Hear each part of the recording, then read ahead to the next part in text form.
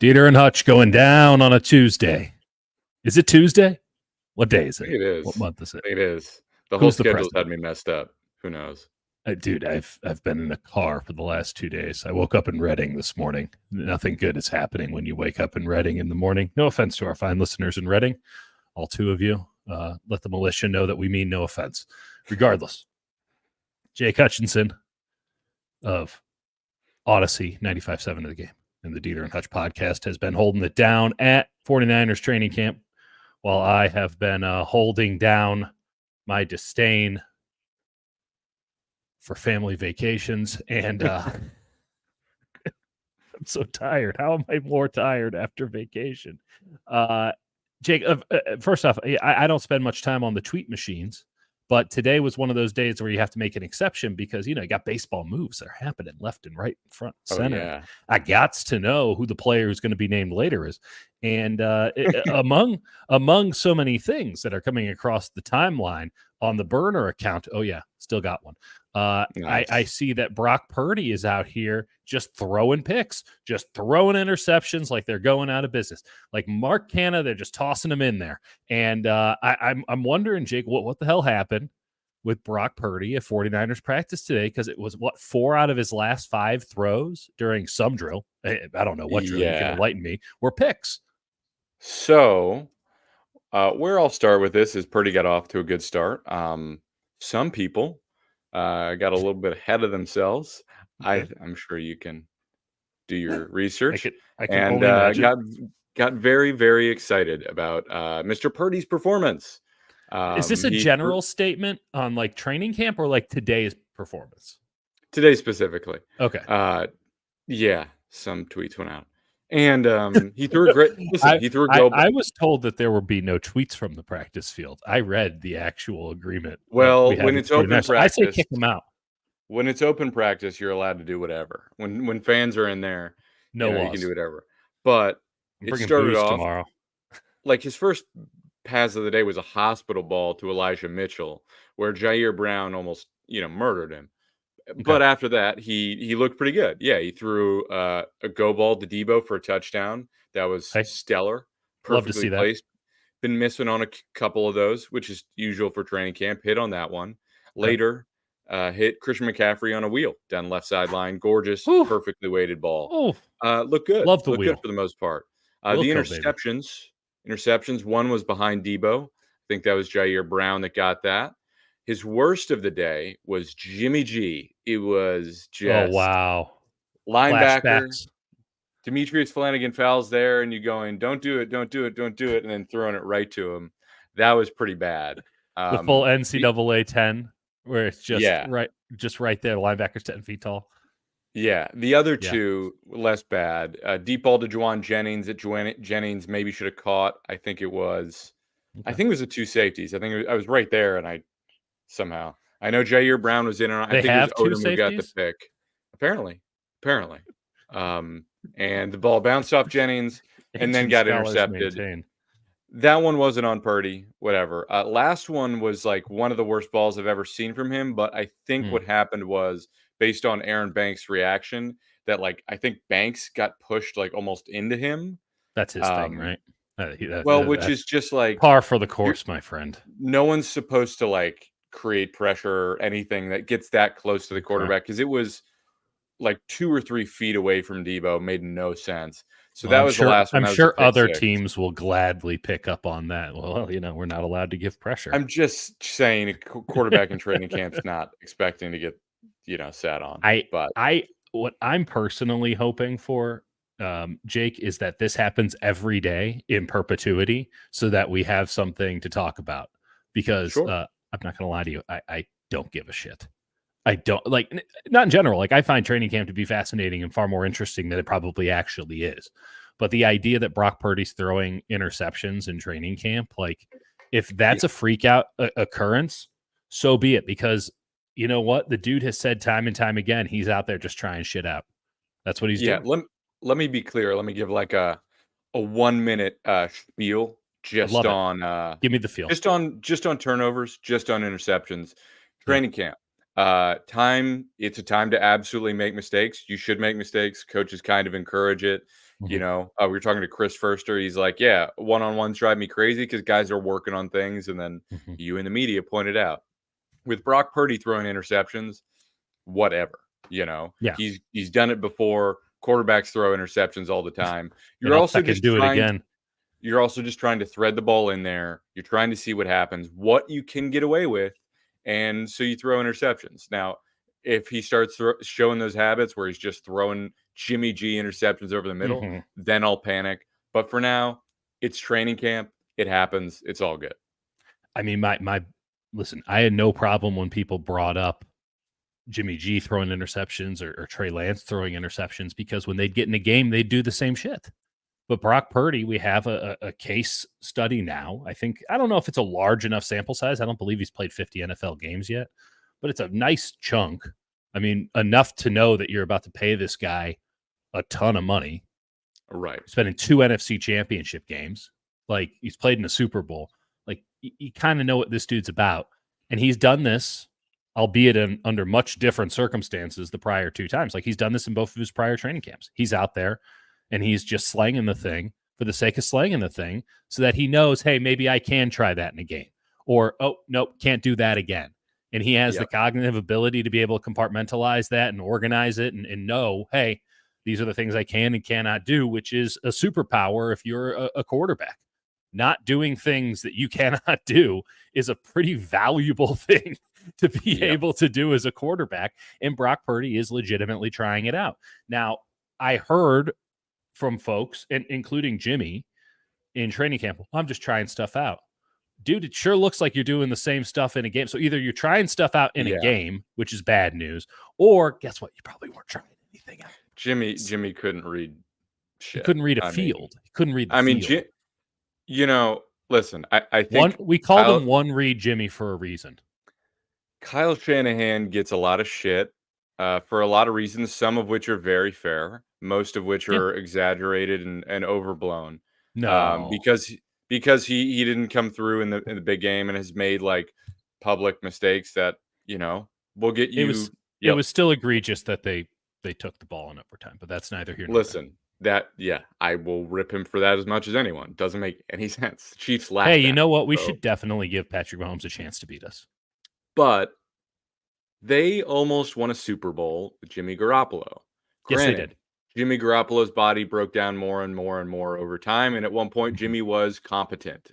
And he was above average for at least 1 year. Like, actually, he was a starting caliber NFL quarterback. A low-level starting NFL caliber quarterback with a great team and especially great defense around him and a great coach that could make the most out of it. Jared Goff played an NFC championship game last year. I mean, stuff happens. But when you realize, like, oh, that's what they were working with for half a decade, guy who's just like middle, throws the go ball, makes Devontae Adams want to quit the sport of football because he just can't hit him. Like, that's what they were working with. So that's right. I think Kyle should probably get a little bit of credit for how good they were during that period. There's no question about that, Kyle. And listen, I'm done having the conversation, much less the argument, about if Kyle Shanahan's a good head coach or not. Yeah. Like, dude, as I've said again, there's one team in the NFL that wouldn't trade head coaches straight up right now. Yeah. And by the way, Kansas City would do the trade because Kyle Shanahan, it'd be the Rams. That's the one team that wouldn't do it. It's the only team that would say, no, we're good. I thought you were going to say Kansas City, but Reed is maybe going to retire. So that's what I'm saying. Kansas City's like, how many more years of Andy Reid do we have? Well, we know we can get 20 of Kyle Shanahan. Like, dude, who wouldn't? Oh, well, Miami really likes Mike McDaniel. Know who's better than Mike McDaniel? The guy who taught him everything he knows. Mike LaFleur up there in Green Bay. You don't think that they would rather have the sensei? Like, come on. Like, what are we talking about? The 49ers were awesome last year. They were awesome. And they ultimately showed some vulnerabilities that showed up at the very worst time. Playoffs, their incompetence at defensive coordinator really bit them in the ass. and their inability, and Kyle Shanahan's inability to get pragmatic in the Super Bowl proved problematic. By the way, they had a kicker that missed, had a big kick, also missed one. Like, those were things that were issues throughout the season, right? Anything that really could have gone wrong for the 49ers did go wrong in the Super Bowl, and it still went to overtime. So this is a very good football team. And Kyle Shanahan's a very good head coach. I'm going to say this, though, Jake, and then we will pivot back into training camp. I have long lauded Kyle Shanahan's ability to build a culture in San Francisco because I was here when he showed up. And I remember distinctly the years preceding Kyle Shanahan showing up and the turnaround in the course of one season, even when they sucked ass, and they sucked ass that first season. There is no kinder way to put it. They lost their first 8 games, and they should have lost even more than that. The culture that he was able to build in 1 year, which eventually turned into a team in 2019 that drafted second overall in April and went to the Super Bowl the following January, February, was incredible. The culture of this operation maintains at that level. This is going to be the hardest test he has had since that initial onboarding. Maintaining the culture of this team amid the Brandon Ayuk situation, amid Brock Purdy's looming massive contract, amid the era of austerity, which is already started to a degree, amid a defense that is unquestionably going to take a step back and has a shadow defensive coordinator. So that's just weird. Amid the fact that this team is tired, because it's not just, hey, they went to the Super Bowl last year, now they got to go back. Think about how taxing last year was and how we all talked about, well, the only things that matter are the game against Philadelphia and then the NFC Championship game again. That's the only things that mattered. And now it's just simply Super Bowl. Well, clearly that game didn't matter because they shat their pants within the first 3 minutes. So, but you're right. That's a fair point. It's a fair point. Suffice it to say, everyone at the beginning of the season was thinking towards the end of January from the get-go. Right? Yep. And when you've done that year in and year out, that is a big thing to overcome. NBA players, Draymond Green loved telling anybody, because Draymond Green loves telling people stuff. Draymond Green says the regular season is a season, the playoffs are a season.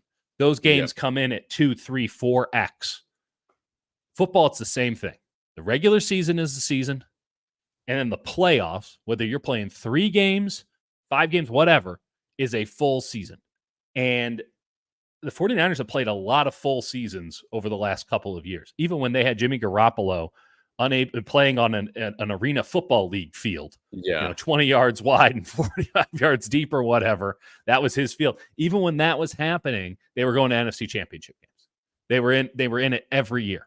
And the wear and tear of all of this success amid a pretty clear and evident mandate that it's now or never, I think is going to test this team unlike they have been tested before. And I'm deeply skeptical from a baseline level of I'm skeptical about everything. So I'm going to be skeptical about this for sure. But I'm extremely skeptical that amid all of that fatigue, mental and physical, amid the all or nothing nature of it, and amid all the extra nonsense that's happening right now, they can get over that hump. Here's the one thing I'm not concerned about: the fucking quarterback. I'm not concerned about the head coach being a high-quality play caller who can put this team in the best position to not just score points, but score points at record levels. And I'm not concerned at all about the quarterback. Not concerned about there's a lot of things those two guys are at the top of the list. And by the way, this is a league that is predicated success on having your head coach and your quarterback not only being exceptional, but being in lockstep. They're good. And that's why Brock Purdy's going to make $60 million. Now, I got to ask you something about that shadow defensive coordinator, because I'm also scrolling through that Twitter machine, and Diamador Lenore is out here making some comments. Jake, talk to me about Diamador Lenore and his new relationship with Brandon Staley, shadow defensive coordinator. By the way, before you get into that, is shadow defensive coordinator confirmed at this point? I mean, I think it's fair. I think it's fair. Even as a bit, I think he's got a lot of weight. Let's not lie. It's a great bit, and it's never going to die.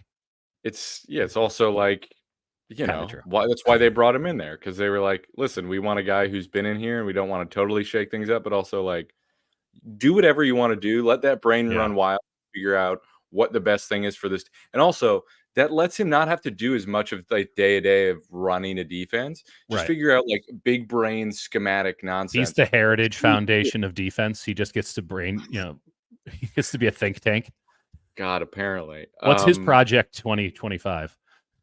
God, it's, deep all the only DBs on the field, like, no That linebackers, just Jake, don't joke about things like that because that was Dieter Kurtenbach, 11 years old, and I go, "Make the entire defense safeties." yeah. Four down linemen and everyone else is a safety. And one day Listen. in my lifetime, probably before I'm 40, the dream will become a reality. In less than Yeah. 30 years, my vision will be seen. Okay, Exactly. so I Amador don't doubt. Lenore, he's a defensive back, so obviously Brandon Staley Yeah. loves him, and he loves Brandon Staley. So, Diamador Lenore, I asked him, I was like, because I've been watching Staley work specifically with Lenore. Mhm. Just at the start of practice, just for context, there's a little bit of like, you've got most of the cornerbacks have to work with special teams. Right. Lenore and Charvarius Ward, and I think Jair Brown, maybe, they Okay. sort of do their own thing. And so Ward is just warming up, and Lenore's warming up. And during that time, Staley is like really coaching up Lenore. Hmm. So I asked him about that relationship, and he said he's a genius. End quote. He's a genius. Like, has taught him a ton. Yeah. And what he also said, and I'm just gonna pull up Yeah, let's the make sure we actual have quote here. the He explicit goes, quote. "He's a genius. I really, really respect him as a coach, as a person. The Hmm. joy he brings to our room, and with just the knowledge, of teaching us so many things. It's a blessing to have him here." And then our boy Nick Wagner was Yep. like, "What specifically?" So the first thing he mentioned is angles, like Okay. angles. I think in coverage and pursuit to the ball. But the more interesting part was, and this is a quote, he kind of told me the percentages of you getting a fade every down, it's less likely. So why Hmm. would you play that with the start of the downs? Actually think when you're out there. You already got the talent. Just use your brain and the plays will come. Yeah. So Yeah. So in Brandon short, Staley used his yeah, brain once, and Diamador Lenore's like, "How does this guy do it?" like a little bit of a funny quote, but like the fact No, that I get what he's he's saying though. Yeah. working on the percentages of like, hey, you're not going to get this route here. Like, don't Right. there's a limited amount that you're going to face. So prepare for that. No one's It's running pretty a high fucking fade praise. out of the slot. Yeah, it's it's pretty high praise. Yeah. Right off the rip for a guy who's been working with not that long. What do you Yeah. make of that? I actually don't find it terribly surprising that Lenore and Staley have spent a good deal of time together because he's the one player on the field that has to kind of know the entire field, right? Yeah, Travarius Ward only has to think about one half of the field. I mean, at that, maybe even just a third.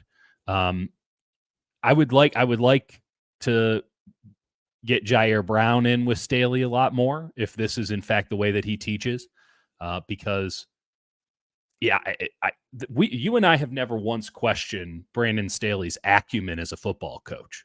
Everyone that right. I've talked to who has known him or been around him is like, this guy's brilliant. He's really good. But there is this element, and we've talked about this a million times over the years, of being a head coach in the league, which is you have to be a leader of men. Right. And Brandon Staley is the smartest guy in the room. Oftentimes, he needs to feel like the smartest guy in the room.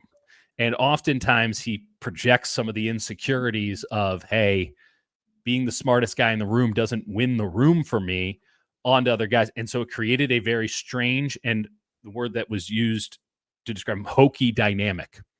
Yeah, And that's next. that's why he's not a head coach in this league anymore, right? Say what you will about Jim Harbaugh. By the way, when you get NFL head coaches and you replace somebody, typically it's the exact opposite. Well, Jim Harbaugh is big and weird and strange. Did No, you I see the haven't heard video of anything. him? Did you okay? The RVs? There's a no, not the RVs. So The obviously RVs Jim is my favorite Harbaugh, video of the summer. and I think it's Jim Harbaugh and Wink Martindale, and Dieter sent it to me, and No, Harbaugh it's Greg saying Roman, and Greg Roman had Greg like Roman, 10 Greg times Roman, nicer RV than Jim Harbaugh exactly. as they live in this trailer park by the beach. But the other video I saw is Literally.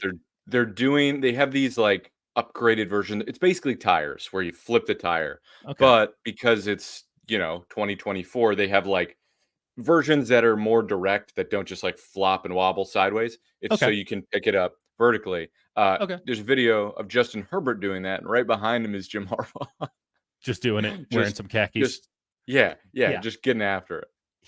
Jim Harbaugh like deeply loves football. He loves Too contact. much. He loves the camaraderie of man. There's just like he's the ultimate sicko. He's the ultimate sicko. And you know what? Yeah. Here's the deal. He is a very sharp guy. There's no question about that. Like I'm not saying Jim Harbaugh's some dumbass. He isn't. He's a very sharp guy.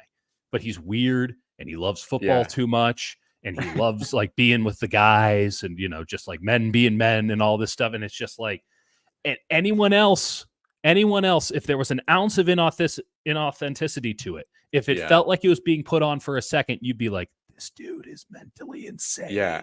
Jim Harbaugh's a guy that if you were roommates with him, you would wake up across the room on the day of the game and he would be standing over you, smiling ear to ear, going, "It's a beautiful day for a game, brother." And he would be mean it. Singing the fight song at you. And all of this to say that Brandon Staley isn't a rah-rah guy. There is a level of inauthenticity with him in the sense of he has to put it on a little bit to be a leader of men. That's just, it wasn't the role made for him, but he's so smart that people go, well, I want him leading the team because we want that intelligence working for us. And they see a guy like a Kyle Shanahan or they see a guy like a Mike McDaniel and they see these things. And again, it's a very fine line and you really don't know until you're in the fire of battle if a guy has it or if he doesn't. And frankly, we were questioning that about both of those head coaches, just to name two of them as they came into those roles. Can Mike McDaniel get the accountability and buy-in from players because he's 5'5" and weighs 130 pounds? Can Kyle Shanahan just ripping vapes? Just ripping vapes. Yeah, right. And Kyle Shanahan, like we were asking, like, can he do it? He's, let's be real. Like his dad was the famous Shanahan to that point. Is he just in this job because daddy, is a Hall of Fame head coach, all these things. And both of those questions have been squashed with Brandon Staley. They persist and maybe he gets another shot at it. Honestly, I think this has worked out great for the 49ers in that they figured out a role as ambiguous and strange and as much of a bit as it might be for us. Like they figured out a role that allows him to get a lot of credit without having to be in the spotlight. And the issue isn't that he doesn't have the ability to do the job. The issue is all the other things that come with bigger jobs, like being in the spotlight, having to be a leader of men. He can just let his football acumen do its job. And he's got more of that than he knows what to do with, frankly. So this is a very good thing for him. Lenore, he loves working with corners. He loves working with nickel guys. He needs to teach Lenore everything. That is your strong side linebacker. As much as I know it's a nickel corner or whatever, that's a strong side linebacker in the NFL. The responsibilities that are on that position are immense. Lenore, I think, is going to end up making himself a whole lot of money thanks to Brandon Staley this upcoming season. Yeah. And the 49ers are about to get themselves priced out of probably both him and Ward and see what that looks like. One of them they're comfortable with, the other one they're going to be frustrated by, and it's not the Ward one that they're going to be frustrated by. A good point here from Kawachipto. I think Sorensen is working with the safeties. That would make sense. Nick Sorensen is a former NFL safety. And by the way, as much as we do the bit about like Nick Sorensen did not have a good first press conference, I was very vocal about that. I maintained my stance. I was there. It wasn't impressive at all. Those kind of things matter, right? That is the reason he's in the role. It's not because, hey, okay, Brandon Staley's smart. The reason he's not the defensive coordinator is because they don't want him in front of a microphone. So the guy that they did hire to be the defensive coordinator needs to be good in front of the microphone, even if it's just talking to schlubs in the media. That's an important thing because, by the way, Steve Wilkes, for some positive qualities that he has, and sometimes he was good in front of the microphone, he was mostly a condescending prick at the microphone. Okay? And that's his general attitude towards a lot of things right now. And I know that I'm burning a bridge here or whatever. I've said this in the moment. He was very condescending. And that's fine because I guess we don't know shit. But bite your tongue for 20 minutes a week, eh? Then bitch about us. But, there is a song and dance to this that you would be well served to do the steps to. And Steve Wilkes didn't want to do it. Nick Sorensen was a willing participant, but didn't in his first go around impress me in that regard. I thought he was much better the second time around. And now having watched a couple of times, he's a very charming, very affable guy. I can see why you'd want him being the leader, at least the face of the operation on defense. I think a lot of good things can come from that one too. And I'm fascinated to see what he does with the safeties. If that is, in fact, I'll get the lowdown once I actually get down to Santa Clara over the next couple of days.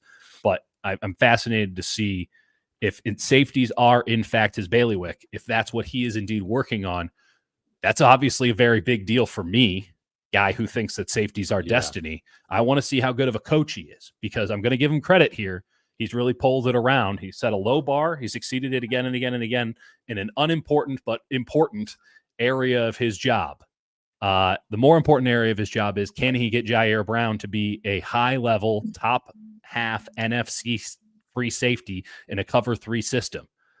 If he can't do that, this 49ers defense, which is going to take a step back, unquestionably, just because they have lost some talent. No, I don't know about that. Okay, lay it on me. Why don't you think they're going to take a step back?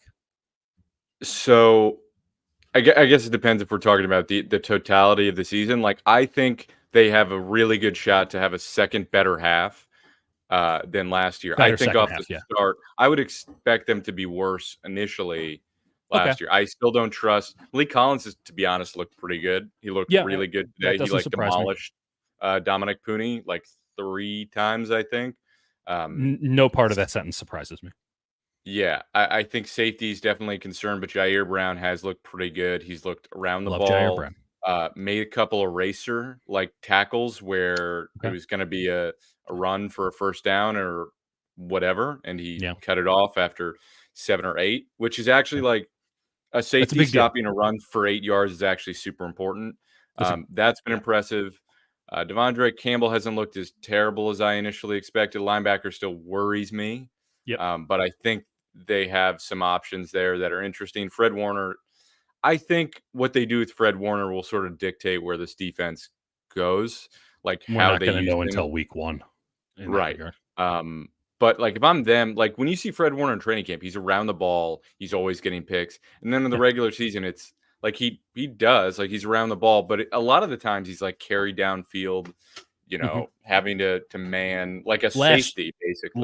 Last year, they played literal Tampa 2 like it was 1999, and he was a free safety for a team that did not trust its free safety. That cannot happen again. That was the first and only time that they did it. And yes, Fred Warner is incredible in coverage and all this, and we've talked about the possibility of maybe a linebacker swap with having Fred Warner play off ball on the basis of, hey, we're not trusting. We're not trusting our off-ball linebacker to cover in space, so let's put the guy who can cover in space there, and maybe we lose a little bit in between the tackles. But that's a conversation to be had down the line again. My concern is that Eric Armstead, we can agree they didn't make a mistake in letting him go. Not at the price that he was going to cost, not with everything that's around. I get it, but their run defense was appreciably. He was the only thing holding up their run defense, which means their run defense wasn't good to begin with. And now we have Fred Warner playing 25 yards behind the line of scrimmage. We got Eric Armstead as the only thing holding together the run defense. And it's buddy, this is not a good defense. And sure enough, you get into the first half against Green Bay, and they're running max protect and still getting yards in bunches. And then you get into the first half against Detroit, who frankly handed the 49ers an opportunity to win that game and then choked away their opportunities to win it in the second half. I mean, the 49ers won that game because they got through a gap that wide. Yeah, you could argue they should have lost. Not even argue. They should have probably lost both of those games. They win that game 5 times out of 100, given the circumstances, and they found one of those 5 times. Now, there's a couple other ways they could have won that thing. But what happened was Detroit started feeling the heat a little bit of, hey, we're about to do this thing. Because, you remember that game. It was euphoria in the stands. There were a lot of Lions fans. They thought it was over. They thought it was over. And frankly, we're sitting there They writing were the story as if it's over. They were gutting the 49ers on every run for 8 and 12, and the 49ers just like shit. Like it's There's nothing they can do. playing NCAA football, when you go against an offense and you just can't stop it, you go, it's a scary feeling, brother. You go, It oh is. shit. Yeah. Oh shit. What do we do? It doesn't matter what scheme, they're just beating the hell out of you.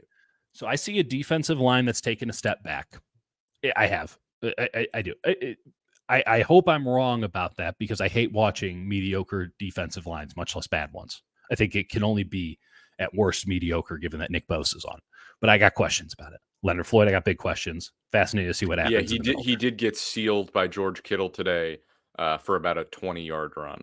You can do it against worse tight ends, but let me tell you something. I mean, Leonard Floyd was barbecue chicken in the second half of last season, right when Buffalo needed him more. They needed him more than ever. He had one and also late game. And also Drake Jackson. Not that he really would make an impact, but he's out. Basically, he's done. Not going to be in training camp. It's over. His 49ers career is over. He'll sign a 1-year deal with somewhere next year. It's done. So we have that on the defensive line. We know linebacker, they're going to have to take a step back. They've gone from Dre Greenlaw to any other human. Dre Greenlaw is a tone setter and the juice bringer for that entire defense. You don't have that now. And frankly, you're probably never going to get what was again, even if Dre Greenlaw does indeed come back. And then, you look at, I love the cornerback situation, but safety's a massive question mark. Right. And unless the Disney cruises start, going up and down the coast and they can pluck somebody off one again, like it's a big issue. So I look at a defense that last year, as the season progressed, got worse. Okay. I look at a offseason where I don't think that they bolstered outside of one position, cornerback. And I just see a defense that's going to have to make a choice. Either they're going to have to sell out to stop the run because that's the only way they'll be able to do it, leaving themselves extremely susceptible and basically in one-on-one coverage against the pass. Or they can be a true cover 3 team and just get absolutely gashed against the run. But they'll be able to throw, 6 back, 7 back to stop the pass. And in the modern NFL with RPOs that exist now and, the heavy play action game and just the multiplicity of everything, shout out Michael Keaton, that's death. That's death against competent teams. You can get away with that shit if you're playing the New York Giants. It's death against anybody with a good quarterback and an offensive coordinator that can recognize what the fuck is going on and make an adjustment in game, which is about 20 of the 32 teams right now. And I think we saw it in last year's playoffs. I think we saw it towards the end of last season for the 49ers. And I think we're going to be seeing it a lot more. Now, I do agree with your point. Bad first half, good second half. But on the totality, even if that happens, I think it's going to be a worse defense. And there's no guarantee that the second half is going to be I would also argue the coaching is going to be substantially better. And that's like as much as the talent's not quite there, I think they're going to be smarter just about what they do with talent, which is, So I'm with you on that. I mean, but that's not to say I'm crazy high on this defense. I'm like, this defense went from being like consistently like top 5 I really don't expect that. I think they're still going to be a top half defense, but yeah. Top half. I mean, I think that it would be a really good year if they were a top 10 defense. Agreed. I think if they're in the top 10, I consider that like a rousing victory. And they of course have to be a top half. It's like defense in order to be a Fred Warner Defensive Player of the Year type season is what gets them there. And by the way, I mean, then we get back into the whole thing about like the attrition of playing NFL football. And you think about all of the wear and tear, and you've already lost Dre Greenlaw to a lot of it. And he wasn't even here for the full bore. So it's like, I just get worried about stuff like that. Nick Bosa went out, and that entire season went to hell. Just full stop. I know there was a lot. It was a lot more complicated than that. Right, but that happened. Like, it's over. It's over. Yeah, it's over. Like the equivalent of a quarterback going down. That's what they said. Yeah. So, okay, Brandon Staley's there. He could maybe offset all of my concerns. impossible for me to say here. Jake's feeling a lot more confident about it. That's a good place to be. I mean, can't disagree with you, baby. You've been on boots on the ground. You can't know until you go. So here we go. Last thing they did, it's pads on. They did one-on-ones. Yeah. Right. Okay. Nick Furster ruined offensive line versus defensive line one-on-ones for us in his press conference the other day. Yeah. What an asshole, because I really enjoyed it. And then he's like, y'all don't know. Sometimes, it was just that really sucked. To be fair, he rambled around and eventually was like, yeah, it actually can be useful sometimes. But I think his point was that, like, some guy, he's like, listen, sometimes I'm telling a guy, like, to try something and he's getting cooked. Please don't cook him. I know he's getting his ass kicked. I mean, even beyond that, it's like, offensive linemen are often tasked with doing a specific thing, and now you're throwing them in an environment where they don't have a job. And so they're just fending for themselves. And it's like, inherently, the way that the 49ers have built this offensive line is that none of these guys can fend for themselves, that they need strict discipline on their roles because that's the only way they can survive. And so I am of the mindset that maybe those aren't as interesting. I think Chris talked me out of it. That said, wide receivers versus defensive backs, that's fair game. Those are still fun, right? From today, hugely disappointing. Renardo Green didn't practice. Ricky Pearsall didn't participate in one-on-ones. So I was standing over there like a fool. What I did see, Juwan Jennings won all 3 of his reps. And you know how there's that thing about Juwan Jennings where we talked about it, lack of athleticism still separates. I'm watching him and I'm going, what? And then he's just separated. I don't understand. He just wins. Also impressive. 2 names you're going to be a little surprised by. Rock Ya-Sin. Wow. Rock Ya-Sin, pretty impressive. Okay. He forced a PBU on Jennings in 11 on 11s and didn't allow a catch in his 3 one-on-ones. Granted, 2 are against Ronnie Bell, who is having one of the worst camps of anyone, I think, so far. Can't hold on to much, and that should be the only thing he's supposed to do is hold on to the ball. Last player I was impressed by, and this will probably get 49ers fans, as Rob in the Bay would say, aroused. Tariq Perhaps Owens. Even orgasmic. Tariq Owens. Tariq Owens is someone who I have seen nothing from so far. Not to say bad, just been like, whatever. Mm-hmm. He's got a name that is familiar because his father's Terrell famous Owens. Initials. And fans, I don't like to rip on fans, but fans have a tendency to, when you got a familiar name, you got a spot in your heart where you go, oh, this could be nice. Naturally, you get excited. But what some people do is they go, oh, my God, this guy's incredible. And I haven't seen that. Today, won all 3 reps, won a ball down the sideline that was impressive in one-on-ones. And then in 11 on 11s, won a go ball against Rock Ya-Sin for a touchdown. Great catch. Both of them down the sideline were great catches. I think Eric Harris kind of messed up. He tried to come over and break it up, and then Ya-Sin sort of pulled back, and then so he caught it. But sorry, Eric Harris is still in the National Football League? That's right. He's on the team. So you talked about having an older safety, and they still got one. They're going to need a different one. So I thought Eric Harris was washed up today. 6 years ago. Okay, well, that's fun. Okay, T.O.'s kid coming through. Listen, I will forgive any Bay Area sports fans for thinking that nepotism works after Clay and Steph Curry. Like the Warriors, they got it. Shanahan. That's a good example. McCaffrey. So, nature versus nurture. Sometimes nature wins. Yeah. That's all I'm saying. Okay, I want to go through a couple of things here from the sickos before we get out of here. Okay. Giannis, I heard Hargrave has owned Banks in practice. Any thoughts? I don't know about that. Maybe he did well in one-on-ones. I missed the big boys in the trenches today, so I didn't see that. I mean, if it was on that pressure that Brock threw that last interception, then that's fair. But owned him.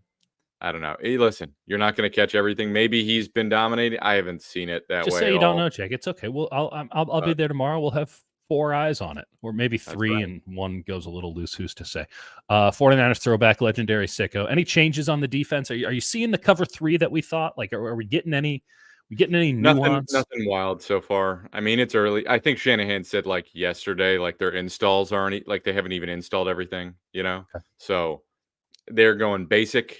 They blitzed a couple times. They got cooked when they blitzed on a run, Okay. just going in the blitzing against the wrong look.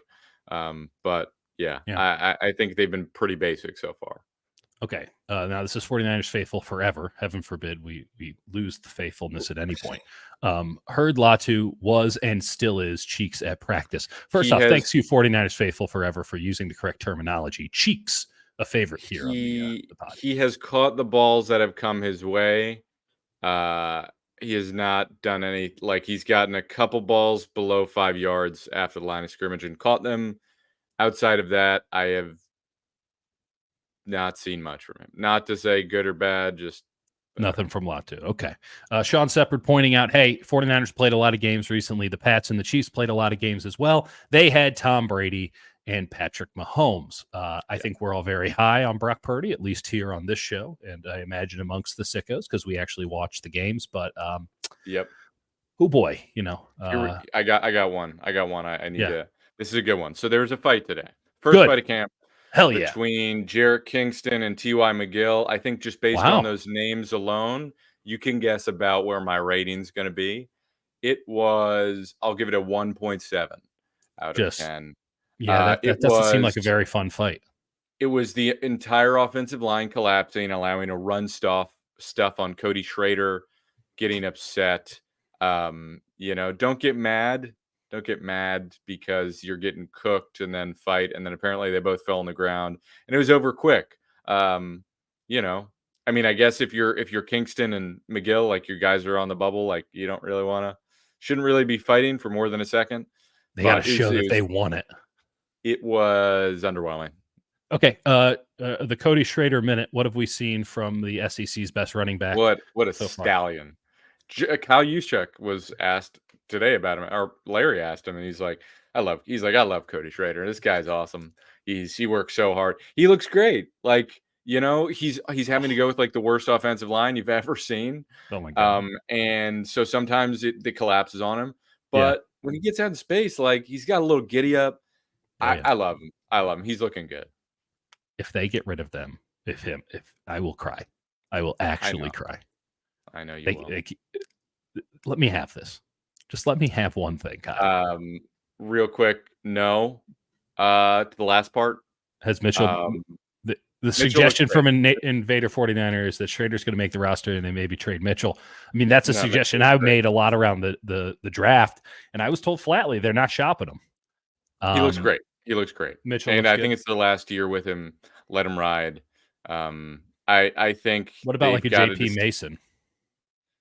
Yeah, they rave about him too. He looks good. I think he always gets talked about as like looking better than I think he looks, but he looks good. I think Schrader is going to be interesting. It'll see what happens with Guerendo. I think they really want to get Guerendo in camp. Pretty bad hammy injury though. The entirety of camp expected. I think if Guerendo, it might just be a PUP thing, but I think they do want him to play.